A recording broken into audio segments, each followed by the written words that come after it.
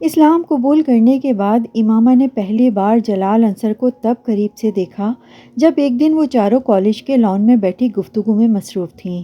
وہ وہاں کسی کام سے آیا تھا۔ رسمی سی علیک سلیک کے بعد وہ زینب کے ساتھ چند قدم دور جا کھڑا ہوا تھا۔ امامہ اس کے چہرے سے نظریں نہیں ہٹا سکی۔ ایک عجیب سی مسرت اور سرخوشی کا احساس اسے گھیرے میں لے رہا تھا۔ وہ چند منٹ زینب سے بات کرنے کے بعد وہیں سے چلا گیا۔ امامہ اس کی پشت پر نظریں جمائے اس وقت تک اسی دیکھتی رہی جب تک وہ نظروں سے اوجھل نہیں ہو گیا۔ اس کے ارد گرد بیٹھی اس کی فرینڈز کیا باتیں کر رہی تھیں اسے اس وقت اس کا کوئی احساس نہیں تھا۔ جب وہ اس کی نظروں سے اوجھل ہوا تو یکدم جیسے وہ دوبارہ اپنے ماحول میں واپس آ گئی۔ جلال انصر سے اس کی دوسری ملاقات زینب کے گھر پر ہوئی تھی۔ اس دن وہ کالج سے واپسی پر زینب کے ساتھ اس کے گھر آئی تھی۔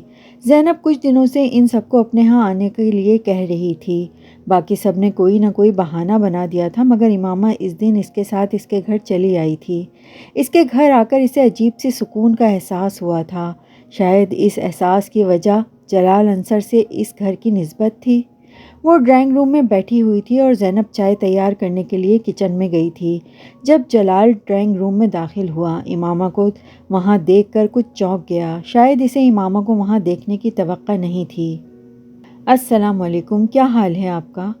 جلال نے شاید اس طرح بے دھڑک اندر داخل ہونے پر اپنی جھیپ مٹانے کے لیے کہا۔ امامہ نے رنگ بدلتے چہرے کے ساتھ اس کا جواب دیا۔ زینب کے ساتھ آئی ہیں آپ؟ اس نے پوچھا۔ جی۔ زینب کہاں ہے؟ میں دراصل اس کو ڈھونڈتے ہوئے یہاں آ گیا۔ مجھے پتہ نہیں تھا کہ اس کی کوئی دوست یہاں موجود ہے۔ کچھ معذرت خواہانہ انداز میں کہتے ہوئے وہ پلٹ گیا۔ آپ بہت اچھی نعتیں پڑھتے ہیں، امامہ نے بے ساختہ کہا۔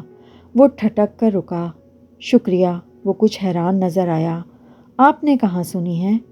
ایک دن میں نے زینب کو فون کیا تھا۔ جب تک فون ہولڈ رہا مجھے آپ کی آواز آتی رہی۔ پھر زینب سے آپ کے بارے میں پتہ چلا۔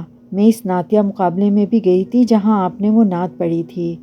وہ بے اختیار کہتی چلی گئی۔ جلال انصر کی سمجھ میں نہیں آیا وہ حیران ہو یا خوش۔ بہت اچھی تو نہیں، بس پڑھ لیتا ہوں، اللہ کا کرم ہے۔ اس نے حیرت کے اس جھٹکے سے سنبھلتے ہوئے سفید چادر میں لپٹی اس دبلی پتلی دراز قامت لڑکی کو دیکھا جس کی گہری سیاہ آنکھیں کوئی بہت عجیب سا تاثر دے رہی تھیں۔ اپنی آواز کی تعریف وہ بہت سو سے سن چکا تھا مگر اس وقت اس لڑکی کی تعریف اس کے لیے قدرے غیر معمولی تھی، اور جس انداز میں اس نے یہ کہا تھا وہ اس سے بھی زیادہ عجیب تھا۔ وہ پلٹ کر ڈرائنگ روم سے باہر نکل گیا۔ وہ ویسے بھی لڑکیوں سے گفتگو میں مہارت نہیں رکھتا تھا اور پھر ایک ایسی لڑکی سے گفتگو جس سے وہ صرف چہرے کی حد تک واقف ہو۔ امامہ ایک عجیب سی مسرت کے عالم میں وہاں بیٹھی ہوئی تھی۔ اسے یقین نہیں آ رہا تھا کہ اس نے جلال انصر سے بات کی تھی، اپنے سامنے، خود سے اتنا قریب۔ وہ ڈرائنگ روم کے دروازے سے کچھ آگے کارپیٹ پر اس جگہ کو دیکھتی رہی جہاں وہ کچھ دیر کھڑا تھا۔ تصور کے آنکھ سے وہ اسے ابھی بھی وہیں دیکھ رہی تھی۔ ان کی اگلی ملاقات ہاسپٹل میں ہوئی۔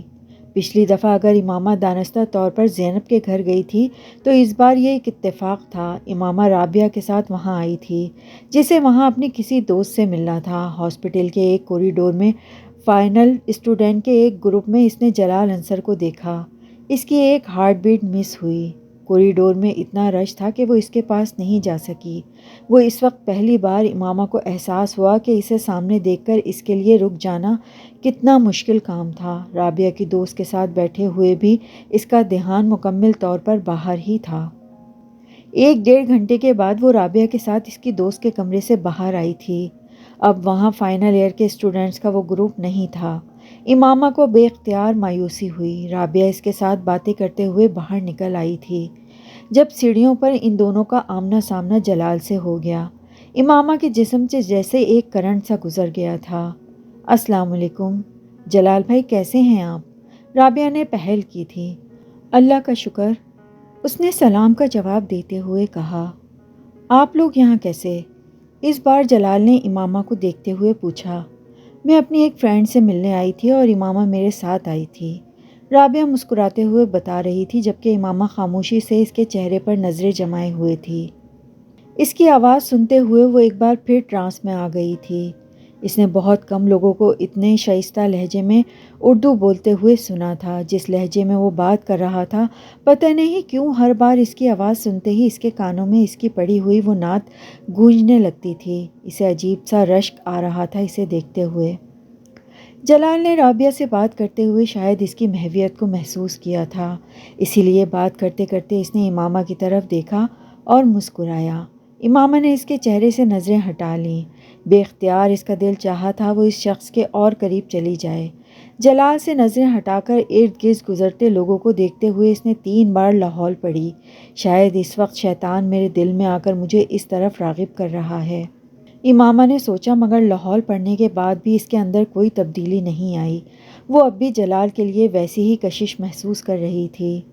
اسجد سے اتنے سالوں کی منگنی کے بعد بھی کبھی اس نے اپنے آپ کو اس کے لیے اس طرح بے اختیار ہوتے نہیں دیکھا تھا جس طرح وہ اس وقت ہو رہی تھی۔ وہاں کھڑے اسے پہلی بار جلال سے بہت زیادہ خوف آیا۔ میں کیا کروں گی اگر میرا دل اس آدمی کو دیکھ کر اس طرح بے اختیار ہوتا رہا؟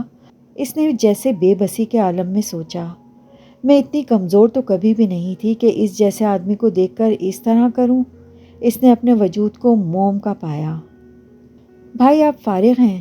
اس رات زینب دروازے پر دستک دے کے جلال کے کمرے میں داخل ہوئی۔ ہاں آ جاؤ۔ اس نے اسٹڈی ٹیبل پر بیٹھے بیٹھے گردن موڑ کر زینب کو دیکھا۔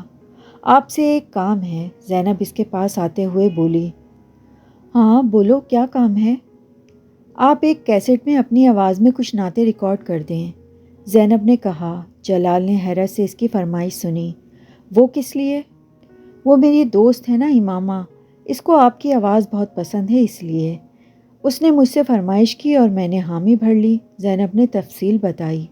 جلال اس فرمائش پر مسکرایا۔ امامہ سے کچھ دن پہلے ہونے والی ملاقات اسے یاد آ گئی۔ یہ وہی لڑکی ہے نا جو اس دن یہاں آئی تھی؟ جلال نے سرسری انداز میں پوچھا۔ ہاں وہی ہے، اسلام آباد سے یہاں آئی ہے۔ اسلام آباد سے؟ ہاسٹل میں رہ رہی ہے کیا؟ جلال نے کچھ دلچسپی لیتے ہوئے پوچھا۔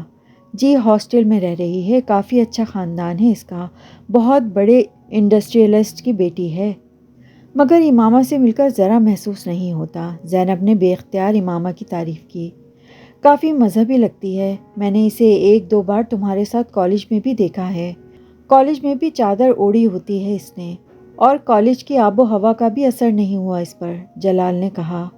بھائی اس کی فیملی میں خاصی مذہبی ہے کیونکہ وہ جب سے یہاں آئی ہے اسی طرح ہی ہے، میرا خیال ہے کافی کنزرویٹو لوگ ہیں، لیکن یہ ضرور ہے کہ اس کی فیملی خاصی تعلیم یافتہ ہے، نہ صرف بھائی بلکہ بہنیں بھی۔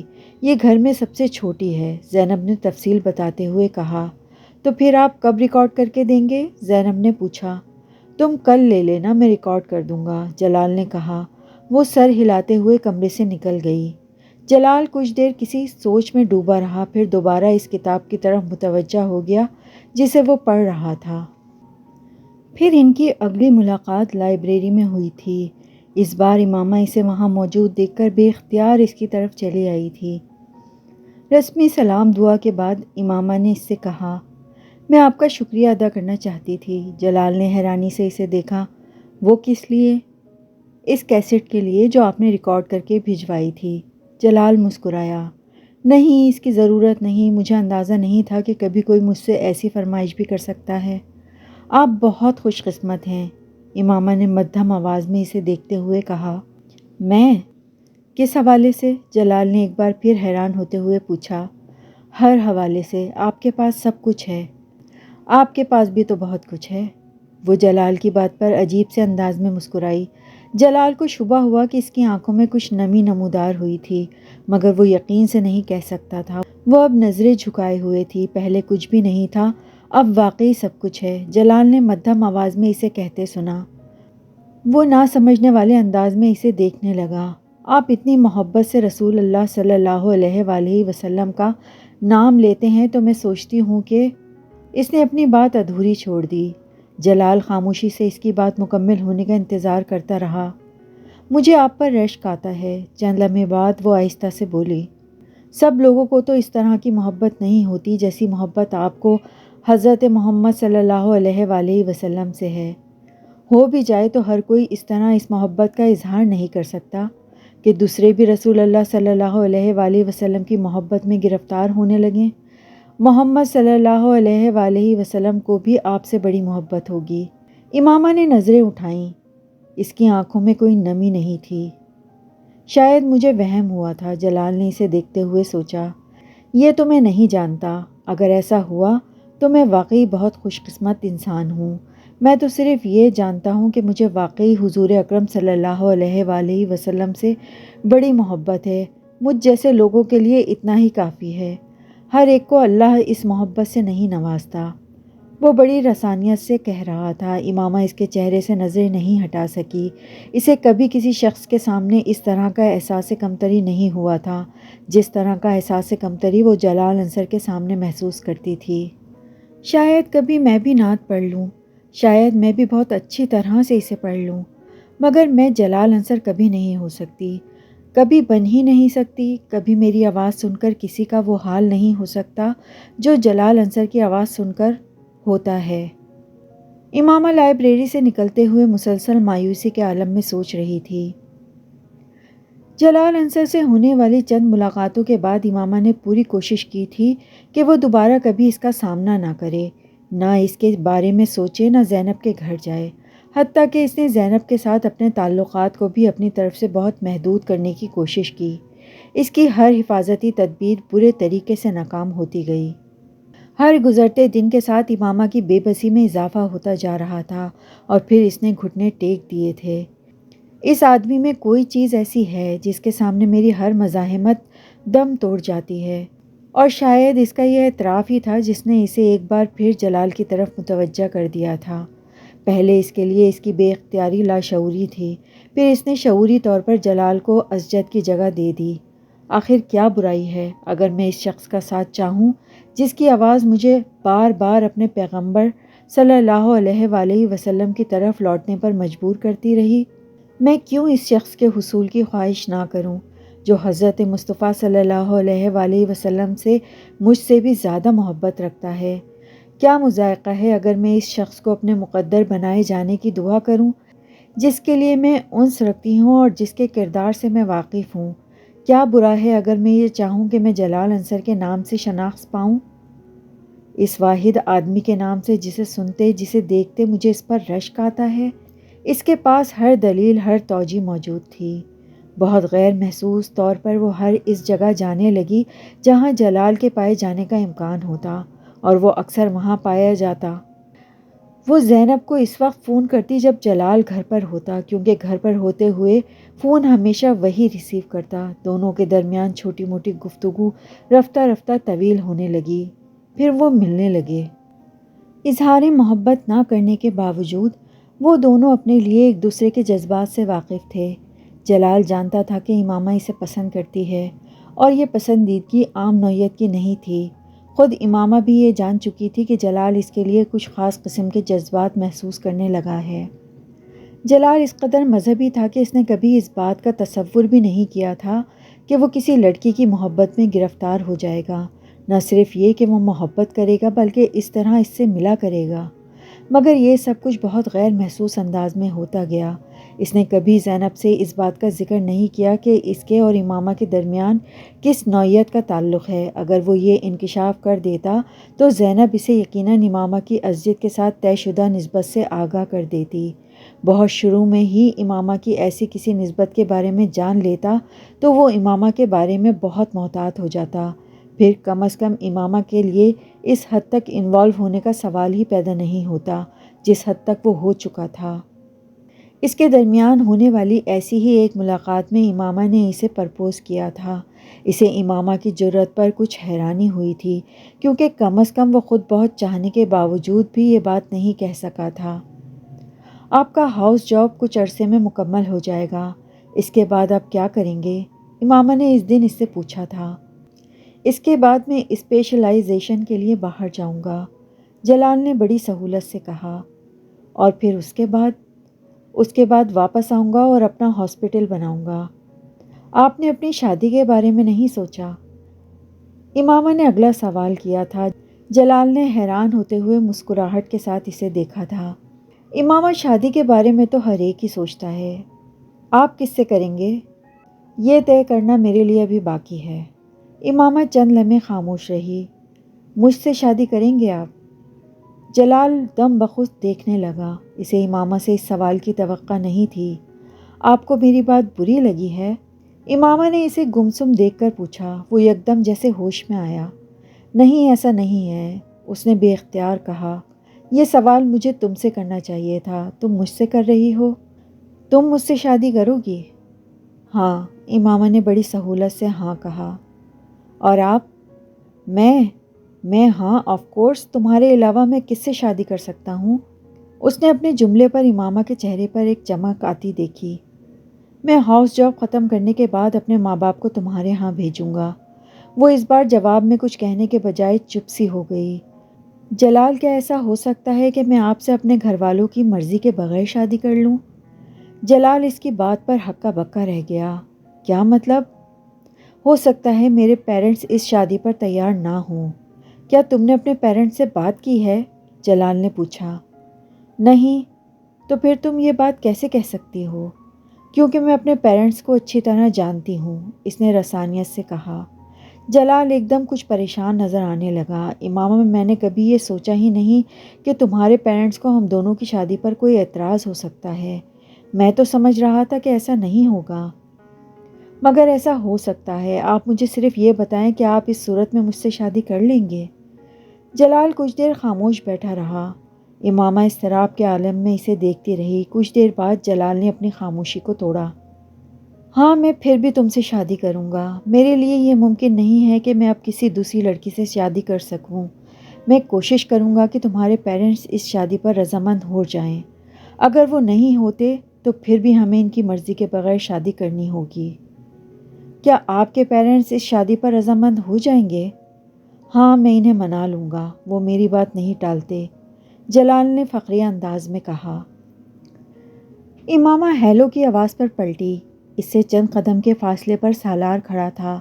وہ اپنے اسی بے ڈھنگے حلیے میں تھا۔ ٹی شرٹ کے سارے بٹن کھلے ہوئے تھے اور وہ خود جینز کی جیبوں میں ہاتھ ڈالے کھڑا تھا۔ ایک لمحہ کے لیے امامہ کو سمجھ میں نہیں آیا کہ وہ کس طرح کے رد عمل کا اظہار کرے۔ سالار کے ساتھ تیمور بھی تھا۔ آؤ اس لڑکی سے ملواتا ہوں تمہیں۔ سالار نے امامہ کو کتابوں کی دکان پر دیکھا تو قریب چلا آیا۔ تیمور نے گردن موڑ کر دیکھا اور حیرانی سے کہا، اس چادر والی سے؟ ہاں، سالار نے قدم بڑھائے۔ یہ ہے کون؟ تیمور نے پوچھا۔ یہ وسیم کی بہن ہے، سالار نے کہا۔ وسیم کی؟ مگر تم اس سے کیوں مل رہے ہو؟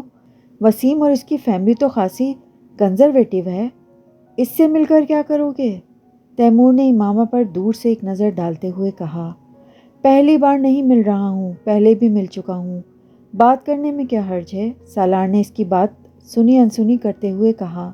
امامہ نے میگزین ہاتھ میں پکڑے پکڑے ایک نظر سالار کو اور ایک نظر اس کے ساتھ کھڑے لڑکے کو دیکھا، جو تقریباً سالار جیسے حلیے میں ہی تھا۔ How are you? سالار نے اسے اپنی طرف متوجہ دیکھ کر کہا۔ فائن۔ امامہ نے میگزین بند کرتے ہوئے اسے دیکھا۔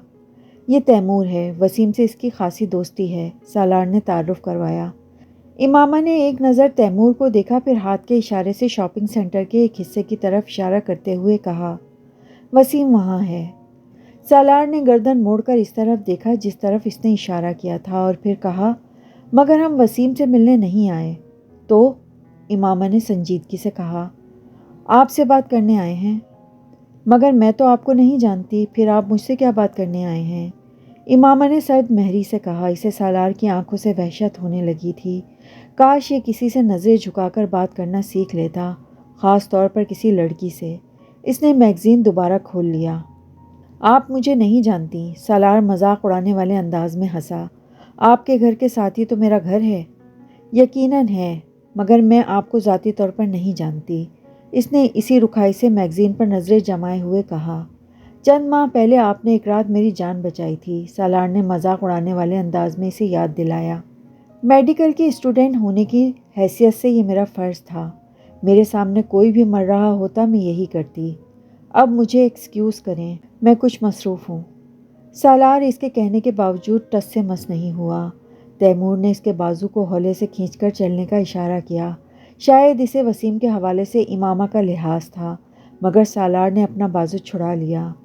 میں اس رات آپ کی مدد کے لیے شکریہ ادا کرنا چاہتا تھا، حالانکہ آپ نے پروفیشنل طریقے سے ٹریٹمنٹ نہیں دیا تھا۔ اس بار سالار نے سنجیدگی سے کہا۔ امامہ نے اس کی بات پر میگزین سے نظر ہٹا کر اسے دیکھا۔ آپ کا اشارہ اگر اس تھپڑ کی طرف ہے تو ہاں، وہ بالکل پروفیشنل نہیں تھا اور میں اس کے لیے معذرت کرتی ہوں۔ میں نے اسے مائنڈ نہیں کیا، میرا اشارہ اس طرف نہیں تھا، سالار نے لاپرواہی سے کہا۔ مجھے توقع تھی کہ آپ اس تھپڑ کو مائنڈ نہیں کریں گے۔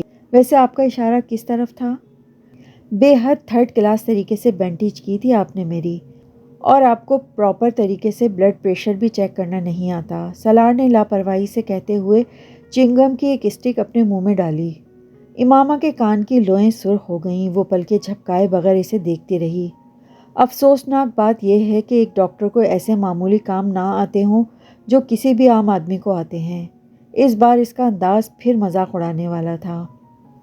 میں ڈاکٹر نہیں ہوں، میڈیکل کے ابتدائی سالوں میں ہوں، پہلی بات، اور جہاں تک ان پروفیشنل ہونے کا تعلق ہے تو اگلی بار صحیح، آپ نے ابھی اس طرح کی کئی کوششیں کرنی ہیں، میں آہستہ آہستہ آپ پر پریکٹس کر کے اپنا ہاتھ صاف کر لوں گی۔ ایک لمحے کے لیے وہ کچھ نہیں بول سکا، پھر اس کے چہرے پر مسکراہٹ ابھری، یوں جیسے وہ اس کی بات پر محظوظ ہوا تھا مگر شرمندہ نہیں، اور اس نے اس کا اظہار بھی کر دیا۔ اگر آپ مجھے شرمندہ کرنے کی کوشش کر رہی ہیں تو آپ اس میں ناکام ہوں گی۔ جی میں جانتی ہوں آپ شرمندہ نہیں ہوتے، یہ صفت صرف انسانوں میں ہوتی ہے۔ امامہ نے اس کی بات کاٹ دی۔ آپ کے خیال میں کیا ہوں؟ سالار نے اسی انداز میں پوچھا۔ پتہ نہیں، ایک ویٹ اس بارے میں آپ کو زیادہ بہتر گائیڈ کر سکے گا۔ وہ اس بار اس کی بات پر ہنسا۔ دو پیروں پہ چلنے والے جانور کو ہر میڈیکل ڈکشنری انسان کہتی ہے، اور میں دو پیروں پر ہی چلتا ہوں۔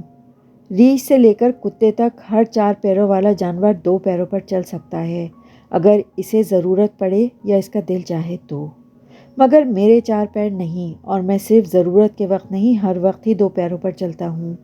سالار نے عجیب سے انداز میں اپنے لفظوں پر زور دیتے ہوئے کہا۔ یہ آپ کی خوش قسمتی ہے کہ آپ کے چار پیر نہیں ہیں، اسی لیے میں نے آپ کو ویٹ سے ملنے کا کہا، وہ آپ کو آپ کی خصوصیات کے بارے میں صحیح بتا سکے گا۔ امامہ نے سرد آواز میں کہا۔ وہ اسے زج کرنے میں واقعی کامیاب ہو چکا تھا۔ ویسے جتنی اچھی طرح سے آپ جانوروں کے بارے میں جانتی ہیں، آپ ایک بہت اچھی ویٹ ثابت ہو سکتی ہیں۔ آپ کے علم سے خاصا متاثر ہوا ہوں میں۔ امامہ کے چہرے کی سرخی میں کچھ اضافہ ہو گیا۔ اگر آپ میری ویٹ بننا چاہتی تو میں آپ کے بتائے ہوئے مشورے کے مطابق آپ ہی کے پاس آیا کروں گا تاکہ آپ میرے بارے میں ریسرچ کر کے مجھے بتا سکیں۔ سالار نے بڑی سنجیدگی سے کہا۔ وہ اس کی بات کے جواب میں کچھ نہیں کہہ سکی، صرف اسے دیکھ کر رہ گئی۔ وہ ضرورت سے کچھ زیادہ ہی منہ پھٹ تھا، اور ایسے شخص کے ساتھ لمبی گفتگو کرنا بیل مجھے مار کے مترادف ہی تھا، اور وہ یہ حماقت کر چکی تھی۔ ویسے آپ کیا فیس چارج کریں گی؟ وہ بڑی سنجیدگی سے پوچھ رہا تھا۔ یہ وسیم آپ کو بتا دے گا، امامہ نے اس بار اسے دھمکانے کی کوشش کی۔ چلیں ٹھیک ہے، یہ میں وسیم سے پوچھ لوں گا، اس طرح تو خاصی آسانی ہو جائے گی۔ وہ اس کی دھمکی کو سمجھنے کے باوجود مروب نہیں ہوا، اور اس نے امامہ کو یہ جتا بھی دیا کہ تیمور نے ایک بار پھر اس کا بازو پکڑ لیا۔ آؤ سالار چلتے ہیں، مجھے ایک ضروری کام یاد آ رہا ہے۔ اس نے اجرت کے عالم میں سالار کو اپنے ساتھ تقریباً گھسیٹنے کی کوشش کی، مگر سالار نے توجہ نہیں دی۔ چلتے ہیں یار، اس طرح کھینچو تو مت، وہ اس سے کہتے ہوئے ایک بار پھر امامہ کی طرف متوجہ ہو گیا۔ بہرحال یہ سب مذاق تھا، میں واقعی آپ کا شکریہ ادا کرنے آیا تھا۔ آپ نے اور وسیم نے کافی مدد کی میری، گڈ بائے۔ وہ کہتے ہوئے واپس مڑ گیا۔ امامہ نے بے اختیار ایک سکون کا سانس لیا۔ وہ شخص واقعی کریک تھا۔ اسے حیرت ہوئی تھی کہ وسیم جیسا شخص کیسے اس آدمی کے ساتھ دوستی رکھ سکتا ہے۔ وہ ایک بار پھر میگزین کے ورق الٹنے لگی۔ سالار آیا تھا تمہارے پاس؟ وسیم نے اس کے پاس آ کر پوچھا۔ دور سے سالار اور تیمور کو دیکھ لیا تھا۔ ہاں، امامہ نے ایک نظر اسے دیکھا اور پھر میگزین دیکھنے لگی۔ کیا کہہ رہا تھا؟ وسیم نے کچھ تجسس سے کہا۔ مجھے حیرت ہوئی ہے کہ تم نے اس جیسے شخص کے ساتھ دوستی کیسے کر لی۔ میں نے زندگی میں اس سے زیادہ بیہودہ اور بدتمیز لڑکا نہیں دیکھا، امامہ نے اکھڑے ہوئے لہجے میں کہا۔ میرا شکریہ ادا کر رہا تھا اور ساتھ مجھ سے کہہ رہا تھا کہ مجھے بینڈیج ٹھیک سے کرنا نہیں آتی، اور نہ میں بلڈ پریشر چیک کر سکتی ہوں۔ وسیم کے چہرے پر مسکراہٹ آئی۔ یار دفع کرو اسے، وہ کم عقل انسان ہے۔ دوستی تو نہیں بس جان پہچان ہے، وسیم نے وضاحت پیش کی۔ تمہیں ایسے لڑکوں کے ساتھ جان پہچان رکھنے کی بھی کوئی ضرورت نہیں ہے۔ امامہ نے میگزین رکھتے ہوئے ایک بار پھر اسے تنبیہ کی اور پھر باہر جانے کے لیے قدم بڑھا دیے۔ وسیم بھی اس کے ساتھ چلنے لگا۔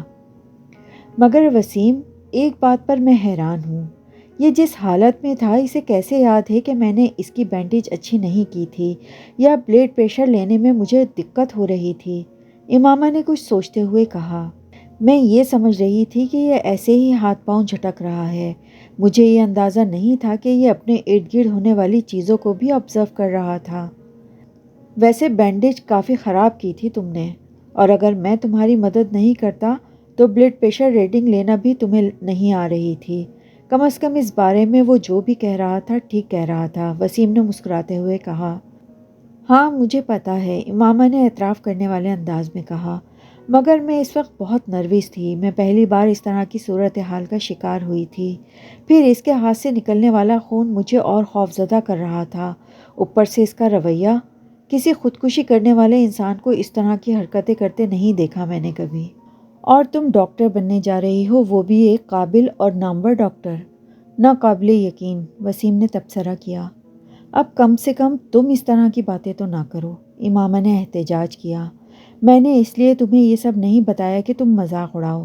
وہ لوگ پارکنگ ایریا میں پہنچ گئے تھے۔ کچھ دنوں سے وہ جلال اور زینب کے رویے میں عجیب سی تبدیلی دیکھ رہی تھی۔ وہ دونوں اس سے بہت اکھڑے اکھڑے رہنے لگے تھے۔ ایک عجیب سا تناؤ تھا جو وہ اپنے اور ان کے درمیان محسوس کر رہی تھی۔ امامہ نے ایک دو بار جلال کو ہاسپٹل فون کیا، مگر ہر بار اسے یہی جواب ملتا کہ وہ مصروف ہے۔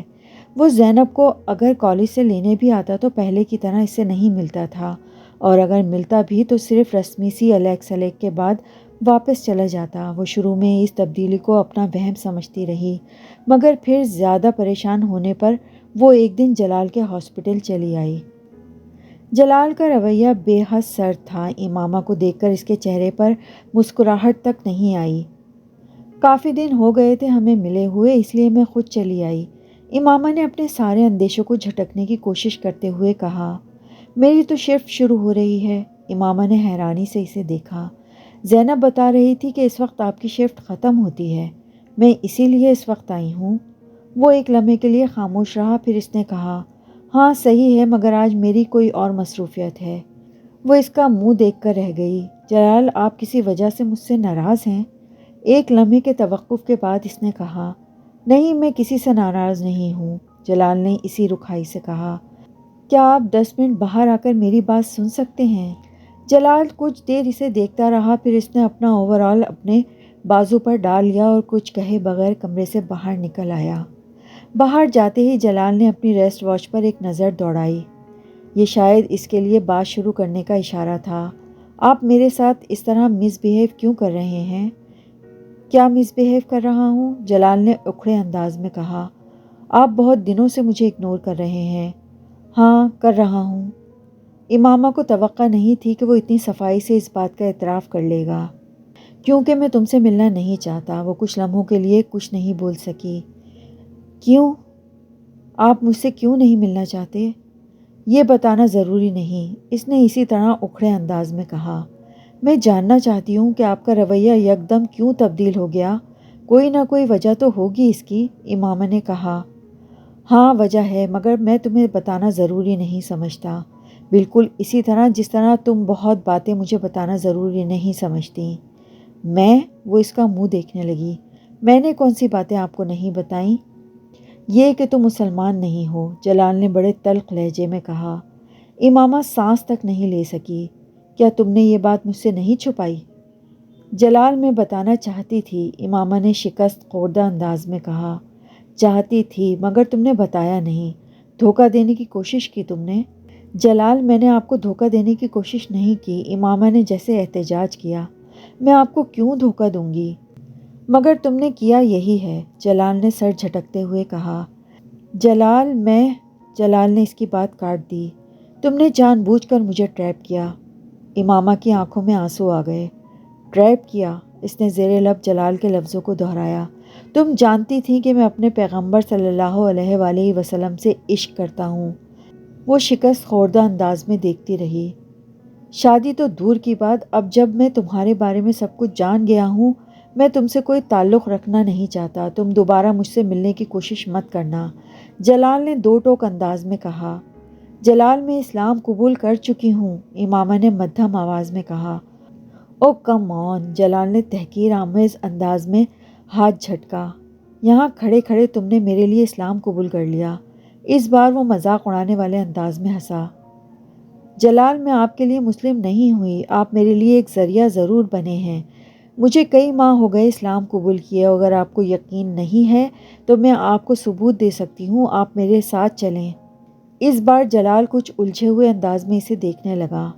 میں مانتی ہوں میں نے آپ کی طرف پیش قدمی خود کی، آپ کے بقول میں نے آپ کو ٹریپ کیا، میں نے آپ کو ٹریپ نہیں کیا، میں صرف بے بس تھی آپ کے معاملے میں، مجھے خود پر قابو نہیں رہتا تھا۔ آپ کی آواز کی وجہ سے، آپ جانتے ہیں، میں نے آپ کو بتایا تھا، میں نے پہلی بار آپ کو نعت پڑھتے سنا تو میں نے محسوس کیا تھا آپ کو اگر میرے بارے میں پہلے ہی یہ سب پتہ چل جاتا تو آپ میرے ساتھ یہی سلوک کرتے جو اب کر رہے ہیں۔ مجھے صرف اس بات کا اندیشہ تھا جس کی وجہ سے میں نے آپ سے بہت کچھ چھپائے رکھا۔ بعض باتوں میں انسان کو اپنے اوپر اختیار نہیں ہوتا، مجھے بھی آپ کے معاملے میں خود پر اختیار نہیں ہوتا۔ اس نے سنجیدگی سے کہا۔ تمہارے گھر والوں کو اس بات کا پتہ ہے؟ نہیں، میں انہیں نہیں بتا سکتی، میری منگنی ہو چکی ہے، میں نے آپ کو اس کے بارے میں بھی نہیں بتایا۔ وہ ایک لمحہ کے لیے رکی۔ مگر میں وہاں شادی نہیں کرنا چاہتی، میں آپ سے شادی کرنا چاہتی ہوں۔ میں صرف اپنی تعلیم مکمل ہونے کا انتظار کر رہی ہوں، تب میں اپنے پیروں پر کھڑی ہو جاؤں گی اور پھر میں آپ سے شادی کر لوں گی۔ 4-5 سال بعد جب میں ڈاکٹر بن جاؤں گی تو شاید میرے پیرنٹس آپ سے میری شادی پر اس طرح اعتراض نہ کریں جس طرح وہ اب کریں گے۔ اگر مجھے یہ خوف نہ ہو کہ وہ میری تعلیم ختم کروا کر میری شادی اسجد سے کر دیں گے تو شاید میں انہیں ابھی اس بات کے بارے میں بتا دیتی کہ میں اسلام قبول کر چکی ہوں، مگر میں ابھی پوری طرح ان پر ڈیپینڈنٹ ہوں۔ میرے ہاتھ بندھے ہوئے ہیں۔ آپ وہ واحد راستہ تھے جو مجھے نظر آیا۔ واقعی آپ سے مجھے محبت ہے۔ پھر میں آپ کو شادی کی پیشکش نہ کرتی تو اور کیا کرتی؟ آپ اس صورتحال کا اندازہ نہیں کر سکتے جس کا سامنا میں کر رہی ہوں۔ میری جگہ پر ہوتے تو آپ کو اندازہ ہوتا کہ میں جھوٹ بولنے کے لیے کتنی مجبور ہو گئی تھی۔ جلال کچھ کہے بغیر پاس موجود لکڑی کے بینچ پر بیٹھ گیا۔ وہ اب پریشان نظر آ رہا تھا۔ امامہ نے اپنی آنکھیں پوچھ لیں۔ کیا آپ کے دل میں میرے لیے کچھ بھی نہیں ہے؟ صرف اس لیے میرے ساتھ انوالو ہیں کیونکہ میں آپ سے محبت کرتی ہوں؟ جلال نے اس کے سوال کا جواب دینے کے بجائے اس سے کہا، امامہ بیٹھ جاؤ، پورا پٹورا باکس کھل گیا ہے میرے سامنے۔ اگر میں تمہاری صورتحال کا اندازہ نہیں کر سکتا تو تم بھی میری پوزیشن کو نہیں سمجھ سکتی۔ امامہ اس سے کچھ فاصلے پر رکھی بینچ پر بیٹھ گئی۔ میرے والدین کبھی غیر مسلم لڑکی سے میری شادی نہیں کریں گے، قطع نظر اس کے کہ میں اس سے محبت کرتا ہوں یا نہیں۔ جلال، میں غیر مسلم نہیں ہوں۔ تم اب نہیں ہو، مگر پہلے تو تھیں، اور پھر تمہارا خاندان۔ میں ان دونوں چیزوں کے بارے میں کچھ نہیں کر سکتی، امامہ نے بے بسی سے کہا۔ جلال نے جواب میں کچھ نہیں کہا۔ کچھ دیر وہ دونوں خاموش رہے۔ کیا آپ اپنے پیرنٹس کی مرضی کے بغیر مجھ سے شادی نہیں کر سکتے؟ کچھ دیر بعد امامہ نے کہا۔ یہ بہت بڑا قدم ہوگا، جلال نے نفی میں سر ہلاتے ہوئے کہا، اور بالفرض میں یہ کام کرنے کا سوچ لوں تو بھی نہیں ہو سکتا۔ تمہاری طرح میں بھی اپنے پیرنٹس پر ڈیپینڈنٹ ہوں، جلال نے اپنی مجبوری بتائی۔ مگر آپ ہاؤس جاب تو کر رہے ہیں اور چند سالوں میں اسٹیبلش ہو جائیں گے، امامہ نے کہا۔ میں ہاؤس جاب کے بعد اسپیشلائزیشن کے لیے باہر جانا چاہتا ہوں، اور یہ میرے پیرنٹس کی مالی مدد کے بغیر نہیں ہو سکتا۔ اسپیشلائزیشن کے بعد ہی میں واپس آ کر اپنی پریکٹس اسٹیبلش کر سکتا ہوں۔ 3-4 سال اپنی اسٹڈیز ختم کرنے میں ہی لگ جائیں گے، جلال نے اسے یاد دلایا۔ تو پھر؟ امامہ نے اسے مایوسی سے دیکھا۔ پھر یہ کہ مجھے سوچنے کا وقت دو، شاید میں کوئی راستہ نکال سکوں۔ میں تمہیں چھوڑنا نہیں چاہتا، مگر میں اپنا کیریئر بھی خراب نہیں کر سکتا۔ میرا پرابلم یہ ہے کہ میرے پاس کچھ بھی نہیں ہے، جو کچھ ہے وہ ماں باپ کا ہی ہے۔ وہ اپنی ساری جمع پونجی مجھ پر خرچ کر رہے ہیں، یہ سوچ کر کہ میں کل کو ان کے لیے کچھ کروں گا۔ وہ بات کرتے کرتے رکا۔ کیا ایسا نہیں ہو سکتا کہ تمہارے والدین اپنی مرضی سے تمہاری شادی مجھ سے کر دیں؟ اس صورت میں کم از کم میرے والدین کو یہ اعتراض تو نہیں ہوگا کہ تم نے اپنے والدین کی مرضی کے خلاف انہیں بتائے بغیر مجھ سے شادی کی۔ وہ جلال کا چہرہ دیکھنے لگی۔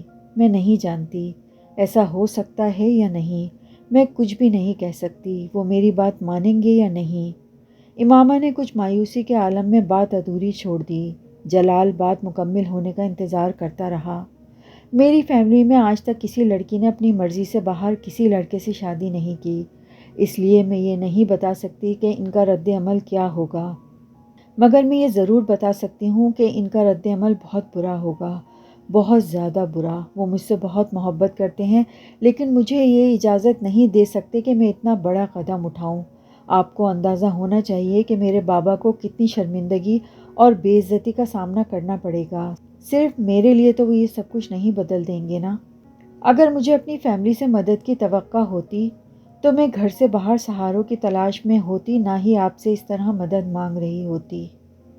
دھیمے لہجے میں اپنے آواز کی لرزش پر قابو پاتے ہوئے اس نے جلال سے کہا، امامہ میں تمہاری مدد کروں گا، میرے پیرنٹس میری بات نہیں ٹالیں گے، سمجھانے میں کچھ وقت لگے گا مگر میں تمہاری مدد کروں گا، میں انہیں منا لوں گا۔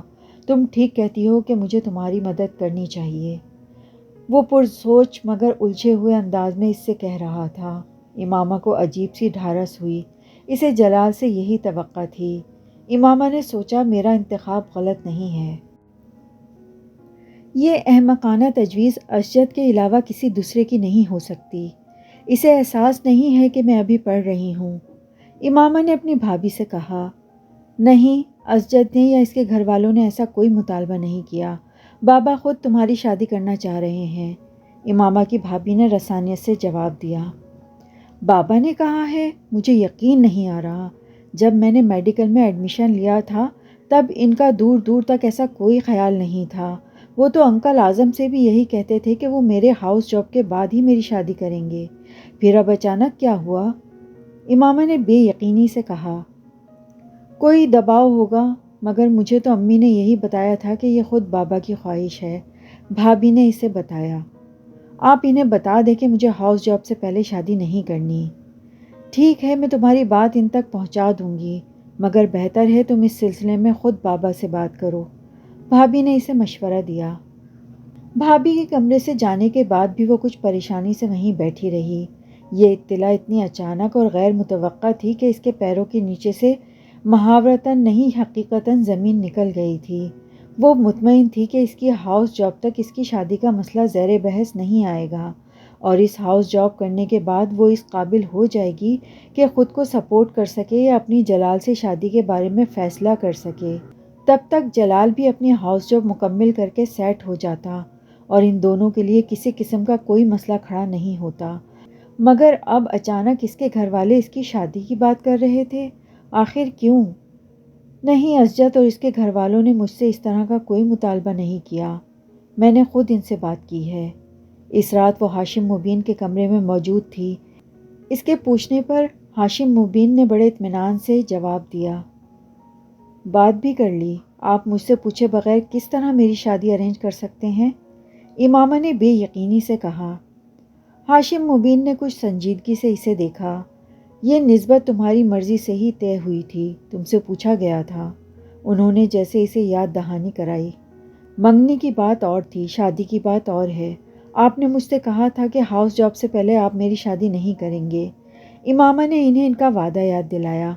تمہیں اس شادی پر اعتراض کیوں ہے؟ کیا تم اسجد کو پسند نہیں کرتی؟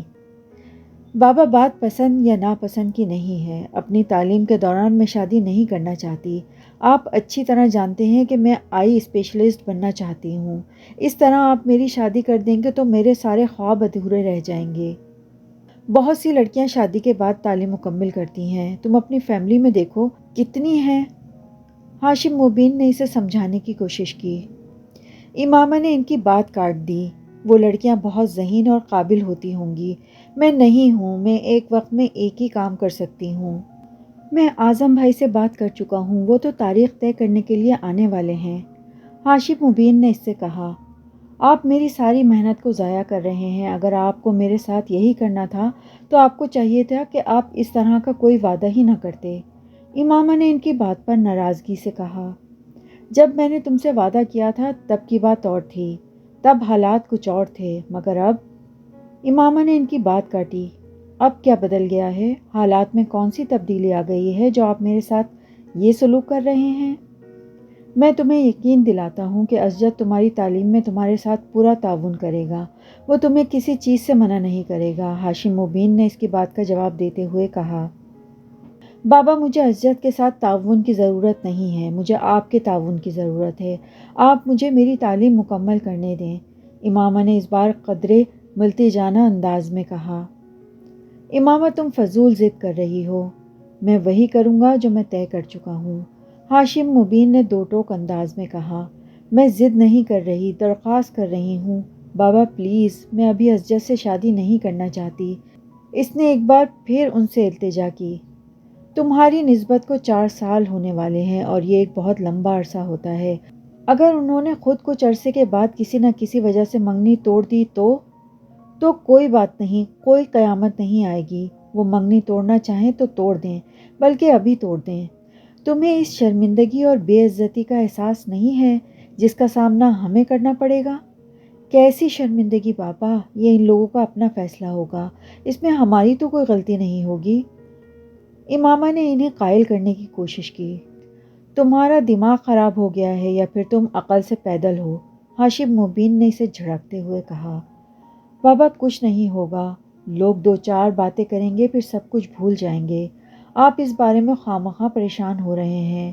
امامہ نے قدرے بے فکری اور لاپرواہی سے کہا، تم اس وقت بہت فضول باتیں کر رہی ہو، فی الحال تم یہاں سے جاؤ۔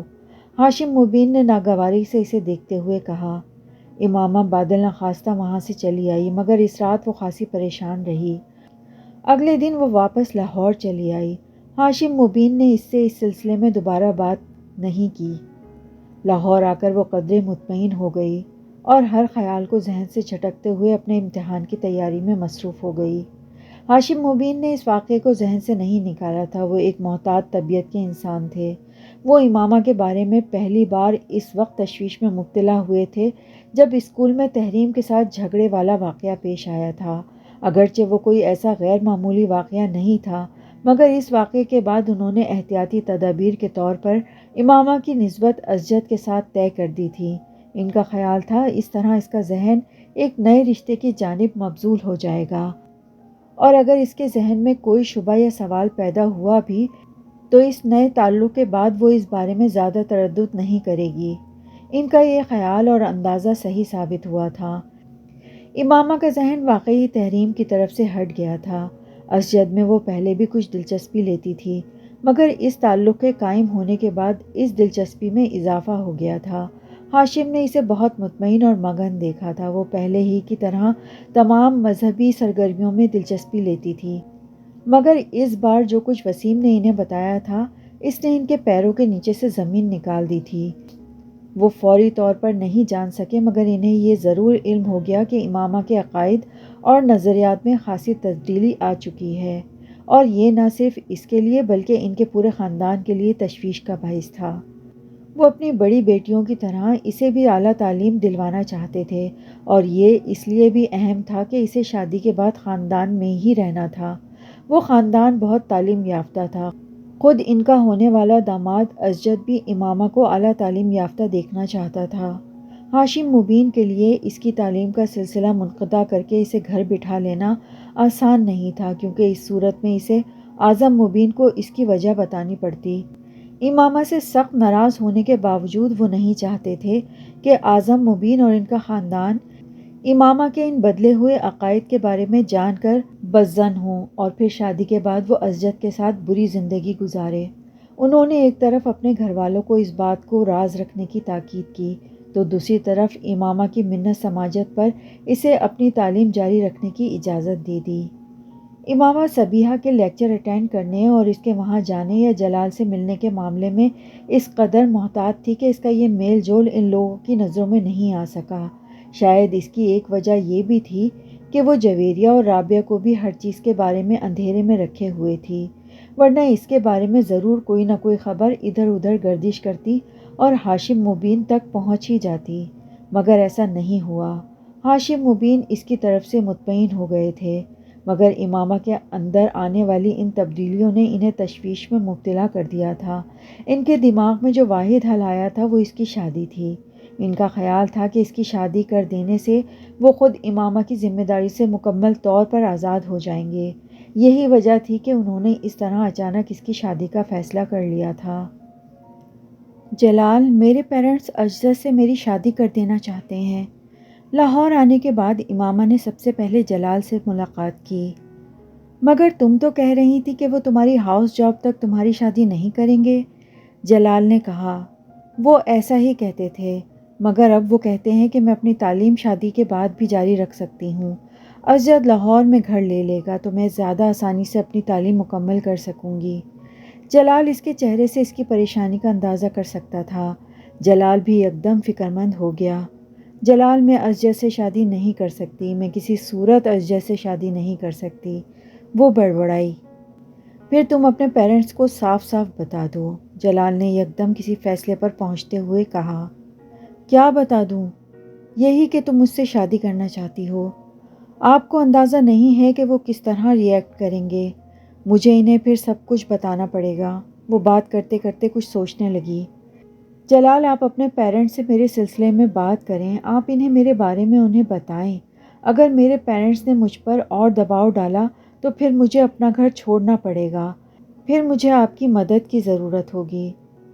امامہ، میں اپنے پیرنٹس سے بات کروں گا، وہ رضامند ہو جائیں گے، میں جانتا ہوں میں انہیں منا سکتا ہوں۔ جلال نے اسے یقین دلایا۔ پوری گفتگو کے دوران پہلی بار امامہ کے چہرے پر مسکراہٹ ابھری۔